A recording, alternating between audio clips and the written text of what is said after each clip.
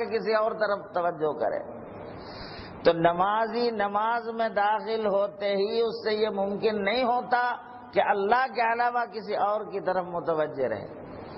فی الحقیقت نماز میں ہم جسم کو کعبۃ اللہ کی طرف متوجہ کرتے ہیں، وضو کرتے ہیں، اہتمام سے آتے ہیں، جسم کو کعبۃ اللہ کی طرف کرتے ہیں۔ تو چاہیے تو یہ ہے کہ قلب کو اللہ کی ذات کی طرف متوجہ کرتے ہیں، تو پھر وہ نماز نماز ہوتی ہے۔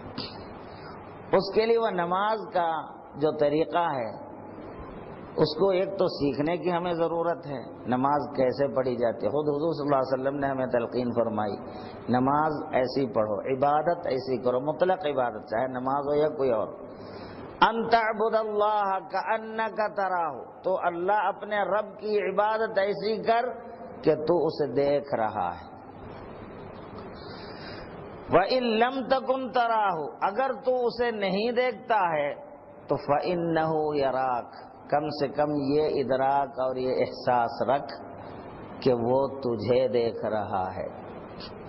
تو نماز میں آنے سے پہلے بلکہ نماز میں آتے ہی بندے کو یہ احساس کر لینا چاہیے میں اپنے پروردگار اپنے رب کے دربار میں حاضر ہوا ہوں، میرا رب مجھے میرے دل کو دیکھ رہا ہے۔ یہ احساس نماز میں پوری قائم رکھ لینا چاہیے، رب کے سامنے ہوں، رب مجھے دیکھ رہا، میرے دل کو دیکھ رہا ہے۔ کم سے کم یہ سب سے کم درجہ ہے، یہ درجہ اگر آپ کا صحیح رہے، یہ ادراک اگر آپ نماز میں قائم رکھتے تو نماز میں کوئی اور خیال تو کم سے کم نہیں آتا۔ نماز میں ہمارا جیسا دل جو بھٹکتا رہتا ہے ادھر ادھر، اس سے تو کم سے کم ہمارے دل کو ہم بچا سکتے ہیں کہ نماز میں دل کو بھی حاضر کر سکتے ہیں کہ یہ سمجھ کر کہ میں اپنے رب کے دربار میں ہوں اور میرا رب میرے دل کو دیکھ رہا۔ یہی ادراک کے ساتھ پوری نماز پڑھو۔ بہرحال نماز کی پوری تفصیل اگر میں بیان کرنے لگوں تو ایک بیان اب یہ تقریروں میں تو سب ممکن نہیں ہوتا۔ بہرحال جتنا بھی ممکن ہو میں آپ کے سامنے اس لیے عرض کر رہا ہوں کہ کوشش کر کے دیکھ لیں، کچھ تو بن جا سکتی ہے۔ اگر ہم کوشش کر لیں گے تو ممکن ہو کچھ احوال ہماری بدل جائے۔ اور ہم کو یہ سوچنا بھی چاہیے کہ یہ ہماری یہ نماز ہو یا جتنے اللہ کے ہر حکم ہمارے لیے ہماری آخرت کا سرمایہ ہے۔ ہم کو یہ جو زندگی ہے، ہم یہاں انسانوں کو لوگوں کو خوش کرنے کی چکر میں جو پڑے ہوئے ہیں، لوگ کیا سوچیں گے، لوگ کیا بولیں گے، بیوی کیا بولے گی، بچے کیا بولیں گے، ساتھیاں کیا بولیں گے، لوگ کیا بولیں گے، جب تک یہ لوگوں سے بڑھ کر اللہ کی محبت اور اللہ کی اہمیت ہمارے قلوب میں طاری نہ ہو، ہم صحیح معنی میں ایمان والے ہی نہیں بنتے۔ صحیح معنی میں ایمان والے ہونے کے لیے لوگوں سے بڑھ کر، بیوی بچوں سے بڑھ کر، سب سے بڑھ کر اللہ اس کے رسول کی اہمیت، اللہ اس کے رسول کا ڈر اور اہمیت ہمارے قلب میں طاری رہنا چاہیے۔ اللہ اس کے رسول سے محبت بھی، کم سے کم اگر اتنا بھی نہ ہو تو اللہ پر ہم ایمان لا کر، اللہ کو اپنا رب مان کر، اللہ کو اپنا الہ اور معبود مان کر اس کو اتنا بھی مرتبہ نہیں دیتے کہ لوگوں کی خاطر ہم اللہ کی پسند کو چھوڑ دیتے،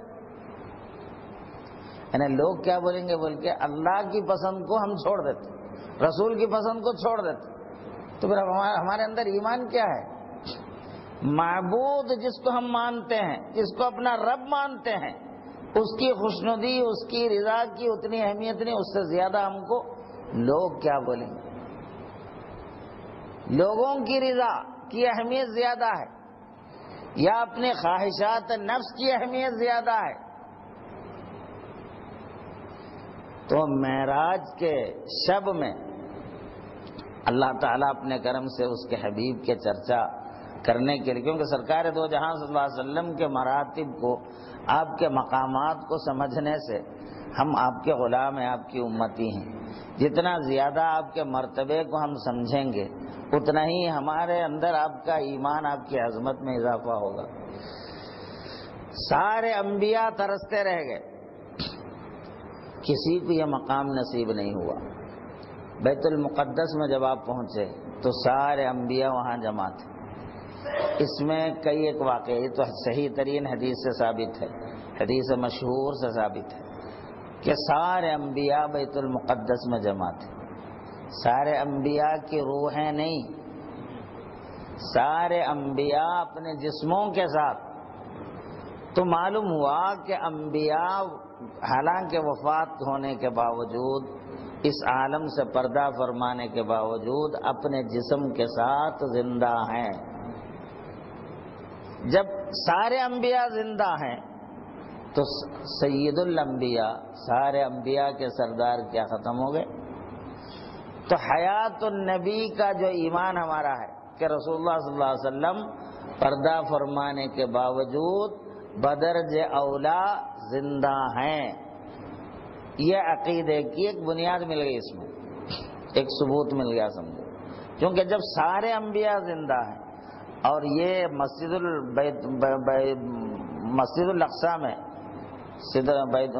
الاقصی میں سرکار جو سارے انبیاء کی امامت فرمائی، تو امامت کس کی کرتے؟ کیا روحوں کی؟ روح کا تو کوئی وہی نہیں ہوتا، روح کے لیے تو نماز ہی نہیں ہے، روح تو نماز بھی نہیں پڑھتی. تو جسم کے ساتھ سارے انبیاء موجود تھے، اس لیے آپ سارے انبیاء کی امامت فرمائی. تو سارے انبیاء کی امامت فرمانے کی وجہ سے آپ امام الانبیاء کہلائے، سارے انبیاء کے امام. نماز سے فارغ ہوئے تو ہر نبی آپ کو اپنا تعارف، اپنا پہچان کرانے لگے. تو ابراہیم علیہ السلام نے آگے بڑھ کر کہا کہ اللہ نے مجھے اپنا خلیل بنایا، میں ابراہیم ہوں، اللہ نے مجھے اپنا خلیل بنایا، نمرود کی آگ سے مجھے بچایا وغیرہ. آپ کو اللہ نے جو فضیلتیں عطا کی تھی آپ نے بیان کیا. اس کے بعد موسیٰ علیہ السلام اپنے احوال بیان کرے، ہر نبی بیان کرتے گئے. تو سب جب بول چکے تو سرکار دو جہاں صلی اللہ علیہ وسلم اپنا تعارف پیش کیا کہ اللہ تعالیٰ نے مجھے سب سے آخری نبی، آخری رسول بنا کر بھیجا، اور مجھے ایک ایسی کتاب عطا فرمائی جس کی وجہ سے آپ تمام کی کتابیں منسوخ ہو گئی اور میری کتاب قیامت تک جاری و ساری رہیں گی. تو ابراہیم علیہ السلام نے آگے بڑھ کر فرمایا آپ نے سچ فرمایا ہے، اللہ نے آپ کو جو بلندی دی ہے وہ بلندی کسی بھی نبی کو، کسی بھی رسول کی یہ بلندی نہیں دی گئی ہے، اس لیے آپ تمام نبیوں میں سب سے افضل ہے، افضل الانبیاء ہے. تو آپ کو جو قرآن دی، آپ کا یہ قرآن آج ہمارے سامنے، یہ قرآن مجید خود زندہ معجزہ ہے.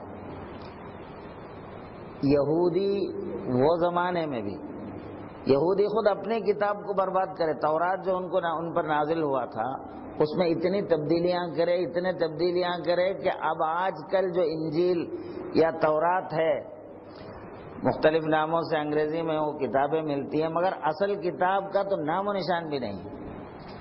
انجیل جس کو بائبل کہتے ہیں، تو بائبل خریدنے کے لیے کوئی اگر کتاب کی دکان میں گیا مجھے بائبل چاہیے تو بیچنے والا پوچھتا کون سا بائبل؟ تو 6 قسم کے بائبل ہیں. تو ایک بائبل نہیں ہے، اصل تو آسمان سے تو ایک ہی تو نازل ہوا تھا، یہ 6 کہاں سے آ گئے؟ یعنی اتنے اس میں تبدیلیاں آ گئی، اتنی بگڑ گئی ہیں کہ اصل چیز تو نام و نشان نہیں رہا. تو وہ لوگ عیسائیاں اور یہودیاں اپنے کتاب کو تک برباد کر ڈالے، اپنے خواہشات کے نفس کو وہ کرنے کے لیے بڑھاوا دینے اور پبلک کو، عوام کو بیوقوف بنا کر اپنا الو سیدھا کرنے کے لیے احکام الہی میں تبدیلیاں کرتے رہے. بادشاہوں کو خوش کرنے کے لیے احکام بدلتے، امیروں کے واسطے احکام بدلتے. سو وہاں کے علماء جو چاہے کرتے رہے، اصل تورات ہی ختم ہو گئی.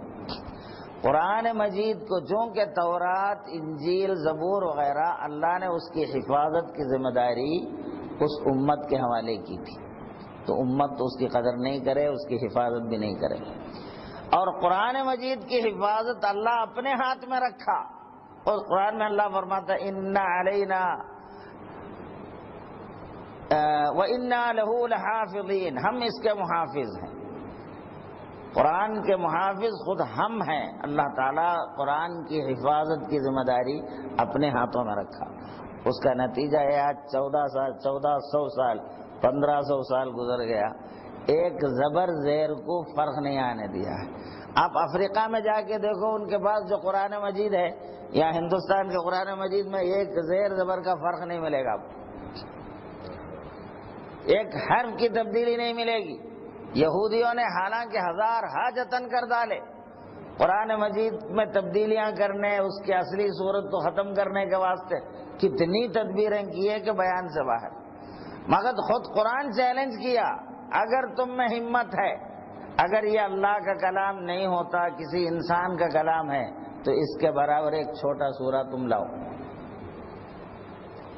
انا اعطیناک الکوثر فصل لربک وانحر ان شانئک هو الابتر. سب سے چھوٹا سورہ، اتنا ایک سورہ تم بنا کے لاؤ جو اس کا ہم وزن ہو، معنی میں، غیبی باتیں بتانے میں اور فصاحت میں، بلاغت میں، کلام کی خوبیوں میں، اس کا ہم وزن ایک سورہ بنا کے لاؤ. تم پورے مل جاؤ آپس میں. اگر محمد رسول اللہ یہ قرآن کو اپنے طور پر بنائے ہیں تو وہ تو پڑھے لکھے بھی نہیں تھے. سرکار دو جہاں صلی اللہ علیہ وسلم نے نہ کسی سے پڑھنا سیکھا نہ لکھنا سیکھا، جبکہ عرب کے لوگ پڑھے لکھے، عربی زبان کے فصاحت و بلاغت میں اپنے کو ماہر، بلکہ ساری دنیا میں سب سے اعلیٰ سمجھتے تھے. وہ بعض اشعار اپنا بناتے، کعبۃ اللہ میں لٹکاتے تھے، یعنی اس کی شہرت دینے کے لیے. تو عربوں کو چیلنج کیا گیا، اور وہ چیلنج آج بھی ہے. پوری عیسائی دنیا، پوری یہودی دنیا آج بھی کوشش کر رہی ہے، مگر کتنے بدلنے، کئی کتابیں اس کے مقابل لکھ کے عام کرنے کے واسطے. پہلے تو قرآن کو ختم کرنے کا پروگرام بنایا وہ لوگوں نے. قرآن ختم کرنے کا پروگرام بنا کے کیا کرنے لگے؟ ایک مرتبہ یہودیوں کی سازش، عیسائیوں کی، جس کے نہ قرآن ملتا زیادہ پیسہ دے کے خرید لیتے. خرید رہے قرآن خریدتے جانا. لوگوں نے پوچھا کئی کو خرید رہے اتنا؟ تو کہا کہ یہ پورا خرید کے ہم جلا کے ختم کر ڈالتے ہوئے. ایسا یہ پروگرام ہے تمہارا؟ تو تم پورا خرید کے ختم کر دو. علماء نے مصطفیٰ میں ہزاروں لاکھوں ایسے لوگ ہیں، 1 گھنٹے میں بیٹھ کے پھر لکھا دیتے. ایک دن میں، 1 گھنٹہ نہ صحیح، 1 دن میں پورا قرآن کے جو حفاظ کرام ہیں، حافظین جو قرآن کے ہیں. اب نسخے جلا لینے سے کیا قرآن ختم ہو سکتا ہے؟ تھوڑا ہی. اللہ نے قرآن کے حفظ کرنے والے ہزاروں پیدا کیے، جن کو پورا زیر زبر کے ساتھ ازبر یاد ہے. اب وہ بیٹھ کے لکھانے لگے تو 1 دن میں پھر لکھا دیتے، تو ہر ہزاروں نسخے تیار ہو جاتے. پھر تو وہ لگا صحیح ہے، بیکار ہے، اس کے ایسا کام کرنے سے حاصل نہیں، وہ چیز توبہ کر لیا اس سے. مگر پھر اس میں کچھ نہ کچھ داخل کرنے کے لیے نئے طریقے سے نئے نسخے بنانے کرنے سازشیں تو چل رہی ہیں دنیا بھر میں. یہودیوں، اسرائیلیوں میں، اسرائیل میں تو اس کا تو باضابطہ پروگرام بنتا ہے، مگر آج تک اس میں ایک زیر زبر کا فرق نہیں ہے. یہ خود اللہ تعالیٰ نے ہمارے ہاتھوں میں زندہ معجزہ قرآن مجید کی صورت میں کہ محمد الرسول اللہ اللہ کے رسول ہیں، اور یہ قرآن اللہ کے کلام ہے کہ اس میں کوئی تبدیل نہیں کر سکتا. اس کے لیے سب سے بہترین ثبوت ہمارے ہاتھوں میں قرآن مجید کی صورت ہے. آج بھی زندہ معجزہ ہے. ہم سرکار کو تو نہیں دیکھے، سرکار کو دیکھنے کا تو ہم کو شرف نہیں ملا، ہم بدکار کہاں دیکھ پاتے سرکار کو. مگر قرآن مجید کی صورت میں سرکار دو جہاں صلی اللہ علیہ وسلم نے قیامت تک کے مسلمانوں کے لیے بہترین نعمت عظمیٰ عطا کی ہے. اور آپ نے اعلان فرمایا جو کوئی اس قرآن اور میرے حدیث، میرے ارشادات، یہ دونوں کو مضبوطی سے تھام لے گا، اس پر اپنی زندگی گزارتا رہے گا، ہرگز وہ گمراہ نہیں ہوگا. جو قرآن اور حدیث پر اپنی زندگی کو مرکوز کر دیں. تو بہرحال اللہ نے ہم پر احسان کیا ہے کہ ہم اس کے حبیب کی امت ہیں. ہمارے نبی ایسے نبی ہیں. موسیٰ علیہ السلام اللہ کو دیکھنے کی تمنا کی، جب اللہ کا کلام سنے اللہ نے آپ سے راست کلام فرمایا، تو آپ کا کلام، اللہ کا کلام آپ نے موسیٰ علیہ السلام نے جو سنا تو کیسے سنا؟ تو مفسرین لکھتے ہیں کہ